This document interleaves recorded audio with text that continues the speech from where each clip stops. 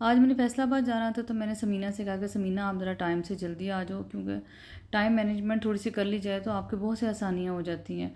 तो समीना ने कहा अच्छा बाजी मैं टाइम पे आ अभी आ जाऊँगी। अभी बच्चे अभी उठे ही नहीं थे तो फिर मैंने फ़ौरन ही सफाई शुरू करवा दी। मैंने कहा बच्चे उठेंगे तो फिर जगह जगह पाँव लगने शुरू हो जाते हैं। तो समीना ने अच्छी तरीके से सफाई कर ली। तो जी जिस दिन आपने कहीं आना जाना हो तो आप यूँ क्या करें कि थोड़े से टाइम से पहले उठ जाया करें ताकि आपके लिए चीज़ें ऑर्गेनाइज़ करनी आसान हो जाए। तो ये मेरे हस्बैंड गवर्नमेंट जॉब में थे तो मेरे लिए पहले अम्मी ने काफ़ी ट्रेन किया, उसके बाद मेरे हस्बैंड जो थे गवर्नमेंट जॉब में थे तो टाइम की पंक्चुअलिटी हम सब में बहुत ज़्यादा आ गई। तो मैं थोड़ी देर के लिए कह लें कि तो उस वक्त थोड़ा मुश्किल लगता है, टाइम से अर्ली उठना एक सिस्टम चल रहा होता है, लेकिन ये चीज़ें आपके बड़े बाद में भी काम आती हैं। तो बहरहाल उस दिन उठने से ये फ़ायदा ये हुआ है कि मेरे सारे ही काम जो मैंने जाने से पहले करने थे बखूबी टाइम पर हो गए।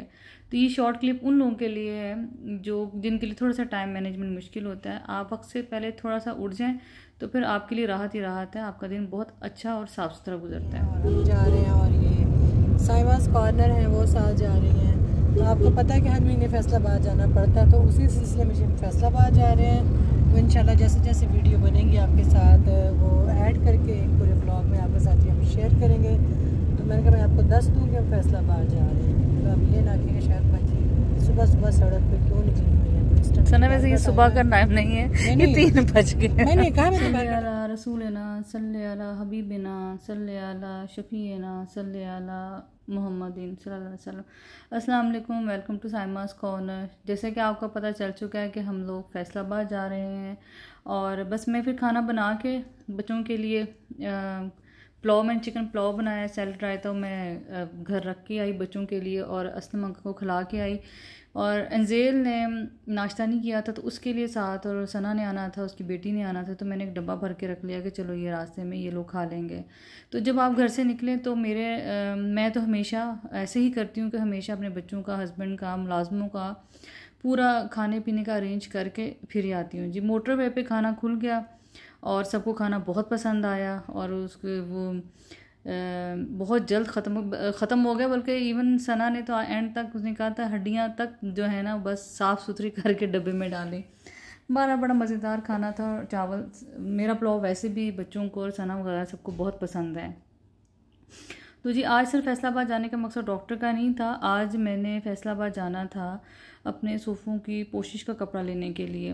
काफ़ी मंथ से हम लोगों का प्लान यही था, बल्कि इवन जब से हम रेंट पे आए हुए तब से ये प्लान कर रहे थे कि हम लोग कोशिश का कपड़ा ले लें। लेकिन जंग एक छोटा शहर है, निस्बतन हम 2-4 दफ़ा गए हैं लेकिन हमें ना मिल नहीं सका सही कपड़ा।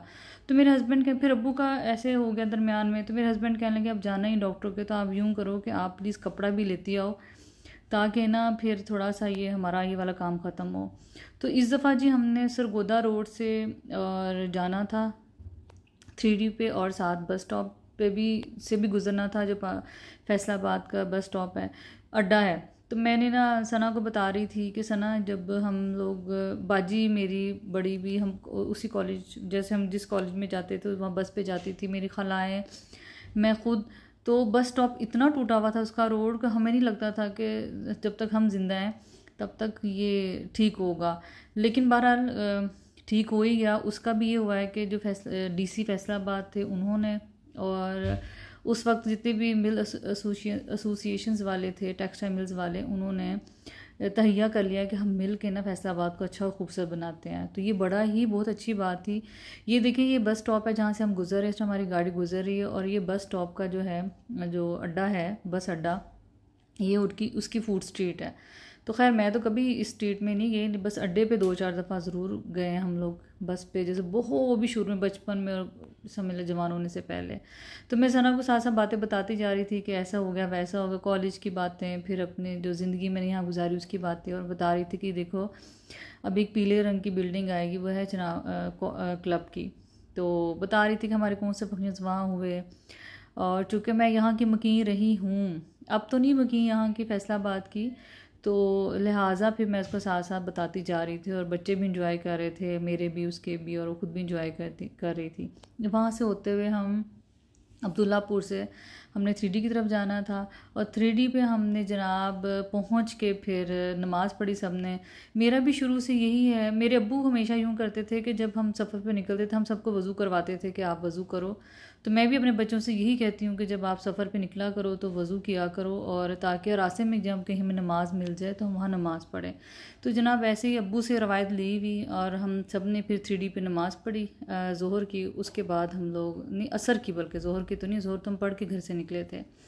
पढ़ के फिर 3D के साथ ही एक एरिया फैब्रिक्स और फर्नीचर्स के नाम से एक शॉप थी, वो हमने आज फर्स्ट टाइम डिस्कवर की। मैंने उसी दिन ही देखी थी जिस दिन ये मैंने कपड़ा लिया है। तो खैर जी, इन पे अच्छा फैब्रिक मिला हमें और फर्नीचर भी इनका अच्छा पड़ा हुआ था। तो आप जब मैंने उनसे कहा था कि मैं ज़रूर अपने उस पर यूट्यूब पे कहूँगी कि जो फैसलाबाद में लोग रहते हैं वो एरिया फर्नीचर्स वालों के पास ज़रूर जाएं और देखें।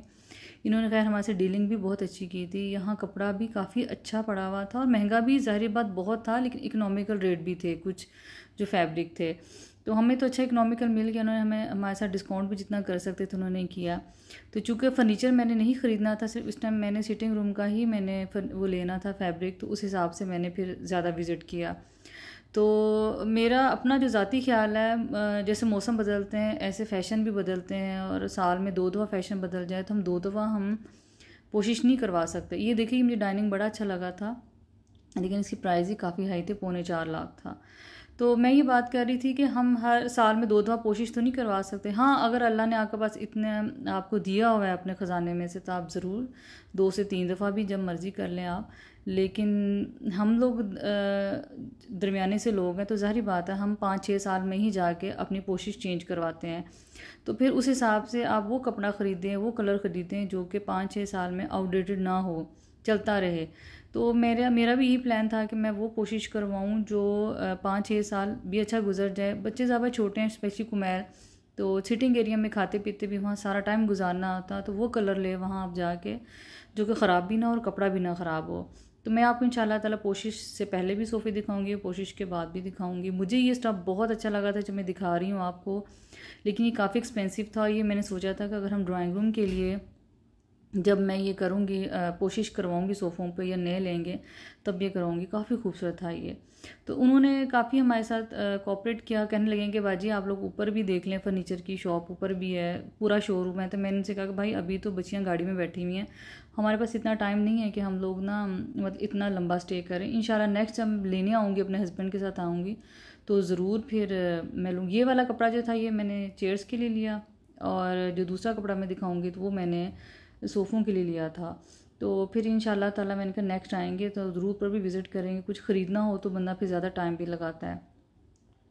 तो जी, लेकिन फिर भी उन्होंने कहा कि आप हमारा जो पीछे थोड़ा सा फ़र्नीचर है वो ज़रूर दिखा दें। मैंने कहा जी दिखा देते हैं आपका फ़र्नीचर। तो ये टेबल बड़ा अच्छा लगा था मुझे और सना दोनों को, लेकिन चेयर्स मुझे इसके साथ फिट नहीं लगी। और एक और चेयर्स हैं, वो 2 का सेट था, साथ टेबल था, वो मुझे ड्राइंग रूम के हिसाब से अच्छी लगी, बड़ी चेयर्स थी। लेकिन चूँकि अभी हमारा ड्राइंग रूम का कोई प्लान नहीं है सेटिंग का, कलर कॉम्बिनेशन का, तो फिर मैंने ज़्यादा इंटरेस्ट शो नहीं किया, लेकिन दिखा दिया आपके लिए कि अगर आपको अच्छा लगे तो आप वहाँ जाके बाय कर सकते हैं। उसके बाद फिर हम लोगों ने फ़ाइनल कर लिए प्राइजेस भी, और उन्होंने कहा कि हम 4 से 5 वर्किंग डेज़ में ना आपके पास कपड़ा झंग पहुँच जाएगा, क्योंकि उनका कोई एक क्राइटेरिया था उनका, वो लोग कपड़ा बना हुआ नहीं रखते थे फुल, वो लोग मतलब ऑर्डर पे तैयार करके फिर भेजा करते थे। खैर मैंने कहा चलो ठीक है, हम पेमेंट करके बिल लेके आ गए। जी, आजकल मैंने सोशल मीडिया पे ये बहुत देखा हुआ है कि लोग मनफी और मुस्बत दोनों प्रोपेगेंडा कर रहे हैं। तो जी, मैं तो हमेशा पॉजिटिव ही प्रोपेगेंडा करूँगी, और मैं करती भी हूँ। और मेरी क्योंकि अपनी जो बिल्डअप मेरा हुआ है, मेरी तरबियत हुई हुई है, या मेरा मिजाज है, वो मेरा पॉजिटिविटी की तरफ है, मेरा नेगेटिविटी की तरफ नहीं है। और ना ही मैंने कभी इस चीज़ को कहूँगी कि आप प्रमोट करें, क्योंकि आप 1000 दफ़ा भी एक नेगेटिव बात सुन लेंगे ना, उसके बाद आप बोर होंगे, आपका दिल उससे उठ जाएगा। लेकिन आप 10 दफ़ा भी पॉजिटिव बात सुन लेंगे ना, आपका दिल नहीं भरेगा। लाख दफ़ा भी सुन लेंगे तो दिल नहीं भरेगा। तो मैं यही कहूँगी, मैं मिडिल एज में मैं तकरीबन हूँ, तो मैं आपको सोशल मीडिया के ही रेफरेंस से यही कहूँगी, उसके प्लेटफॉर्म पे यही करूँगी कि आप हमेशा पॉजिटिव रहें, हालात वाक़या जैसे भी हों, मैं आपसे ये, और मैं खुद भी रहती हूँ, अगर मुझे किस टाइम थोड़े से मनफी थॉट्स आए भी तो मैं खुद को उसी थॉट में से मैं पॉजिटिव निकाल के अपना मैं समझे कैथारसिस करती हूँ। तो मैं आपसे यही कहूँगी हमेशा कि जो हमेशा मुस्बत है वो उसकी जीत उसी की होती है, और जो मनफी होती है उसकी जीत कभी भी नहीं होती। वो वक्ती तौर पर आपको अच्छा लगेगा तो उससे ज़्यादा अच्छा नहीं लगेगा। तो बेहतर यही है कि आप अपनी ज़िंदगियाँ गलत रवैये अपना के ना अपनी ज़िंदगी ख़राब करें, ना किसी और की ज़िंदगी ख़राब करें। अल्लाह और उसका रसूल भी नाराज़ होगा और दुनिया भी आपकी ख़राब होगी। तो जी हम लालपुर गैलरिया में एंटर हो गए और हम डायरेक्ट हम सना सफ़ीनास पे गए, क्योंकि सना को कुछ सामान चाहिए था और जो सना सफ़ीनास से ही मिलना था। उसके किसी ने क्लाइंट के लिए रेडी टू वेयर वो लेने थे कुर्ते। तो यहाँ सेल भी लगी हुई थी, लेकिन चूँकि हमारा प्लान किसी का भी एंड ईयर सेल थी तो किसी का प्लान नहीं था सेल पे लेने का कुछ भी, क्योंकि अब आगे विंटर्स आ रहे थे। तो बंदा बेहतर है कि स्टॉक, ज़िंदगी का कोई पता नहीं होता और आप स्टॉक ले लेके रखी जाएँ, तो बेहतर है आप बस वक्त के साथ ही चलें तो ज़्यादा बेहतर है। तो शूज़ भी मुझे अच्छे लगे, मैंने कभी ऐसे शूज़ पहने नहीं है, लेकिन जो लोग पहनते हैं उनके हिसाब से अच्छे लगे शूज़ मुझे।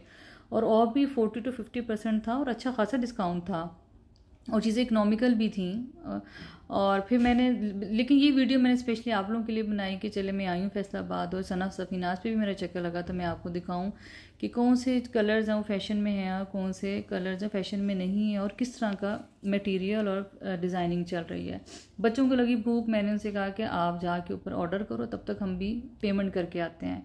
तो जी पेमेंट करके हम ऊपर चले गए और हम देख रहे थे कि हर तरफ ही नया, कुछ जगह विंटर्स कलेक्शन भी आ चुकी थी और कुछ जगह जैसे सेल्स ही लगी हुई थी। तो जनाब हम ऊपर गए तो हमें सनास के नाम से एक शॉप नज़र आई जहाँ जिसकी ओपनिंग थी। तो सना, मैं बड़ी खुशी, मैं सना ये देखो सना तुम्हारे नाम से एक शॉप बन गई है। वो भी बड़ी खुश हुई, कहती चलो सनाज के नाम से ही शॉप से ही। तो जी फूड कोर्ट में हम इस दफ़ा गए तो सऊदी ब्रोस्ट के नाम से ना वहाँ एक नई शॉप खुली थी, लेकिन ना वो शॉप पर वही KFC टाइप का चिकन था। हमें लगा शायद जैसे अलबेक स्टाइल का होगा, तो वैसा नहीं था। ये गोलगप्पे हमने मंगवाए, बहुत ही लजीज ये गोलगप्पे थे, इतने मज़ेदार थे मैं आपको बता नहीं सकती कि मैं दोबारा जाऊंगी तो इंशाल्लाह मुझे लगता है मैं 2 प्लेटें खाऊंगी। सना बड़े दिनों से गई थी मैंने गोलगप्पे खाने हैं, तो गोलगप्पे ना हम खा नहीं पा रहे थे। तो हमने जी सना लेने की KFC, तो हमने सना को सरप्राइज़ दिया, पीछे गोलगप्पे ला कर रख दिए, बहुत खुश हुई वो खा के। जी ये ब्रॉडवे का पिज़्ज़ा है, ये हम लोगों ने खाया और हमने बस एक स्लाइस के बाद हमसे दूसरा स्लाइस नहीं पकड़ा गया, क्योंकि ना उन्होंने बहुत खट्टा केचप से ये सॉस यूज़ की हुई थी, तो वो ओवरऑल ना वो अच्छा ही नहीं लग रहा था। मतलब आप एक एंजेल का बड़ा दिल था पिज़्ज़ा खाने का और हमने स्पेशली एंजेल के लिए मंगवाया, लेकिन वो उस दिन के बाद हमने तौबा कर ली कि हमने ब्रॉडवे का पिज़्ज़ा नहीं मंगवाना, इनकी सॉस ही नहीं अच्छी, जब तक सॉस अच्छी ना हो आप पिज़्ज़ा का फ्लेवर मज़ा नहीं ले सकते। जिससे ना KFC ले आई और फिर जनाब KFC में अपने लिए वो 7 अप डाइट 7 अप लाई और मेरे लिए हमेशा मरिंडा लाती। जब से उसको पता चला है कि साइमा को मरिंडा पसंद है, तो वो जब कहीं उसका घर आए या बाहर कहीं भी हो, उसका सबसे पहले ये होता है कि वो मेरे लिए मरिंडा कहीं से अरेंज करके ले आए। तो जनाब हमने KFC का एंजॉय किया। उसके बाद जी एंजेल की कोई इवनिंग बाहर जाए और कोल्ड कॉफ़ी या हॉट कॉफ़ी का बगैर नहीं होती, लेकिन ये ज़िंदगी की सबसे बोर कोल्ड कॉफ़ी हमने पी थी, पता नहीं किसकी थी और बहुत ही बोर थी, लेकिन बहरहाल आ गई। अब उसके बाद मैंने अपनी और सना के लिए चाय मंगवाई, क्योंकि शाम ऑलमोस्ट ढल रही थी और हमारा दिल था कि हम चाय भी ज़रूर साथ पी लें। जो उस शाम की सबसे मज़ेदार चीज़ थी वही ब्राउनी थी और साथ वनीला आइसक्रीम थी। तो हम सब ने मुश्तरका तौर पे सोचा कि ये जैसे पिज़्ज़ा फेल हो गया, लेकिन तो ऐसे ही ये पास हो गया। ये बहुत ज़बरदस्त ब्राउनी थी, अब मुझे नहीं पता किस ब्रांड की थी, लेकिन बहुत मज़ेदार थी। तो जी एंड पे मैंने कहा सना हम कारफोर पे चलते हैं, हम कोई सामान ले लो जो झंग से, जैसे चीज़ जो होते हैं वो झंग से ज़रा ज़्यादा क्वांटिटी में कम मिलती है, 10-10 वाले स्लाइस होते हैं। तो मैंने सोचा कि चले ये ना हम ज़्यादा स्लाइस वाला ले लेती हूँ चीज़, और हमें ऑयल भी इकनॉमिकल मिल गया, मतलब 2 पैकेट्स पे हमें 2 बॉक्सेस पे 2 हमें फ्री हो गए। अच्छा जी एक अच्छी शाम का हमारा इख्तिताम हुआ, हम फिर फारिग होकर घर के रास्ते पे चले गए और बड़ी अच्छी इवनिंग रही। मिलती हूँ मैं आपके साथ एक अगले व्लॉग में, अगले रेसिपी में। उम्मीद है आज का आपको व्लॉग बहुत अच्छा लगा होगा और मिलते हैं। अल्लाह हाफिज़।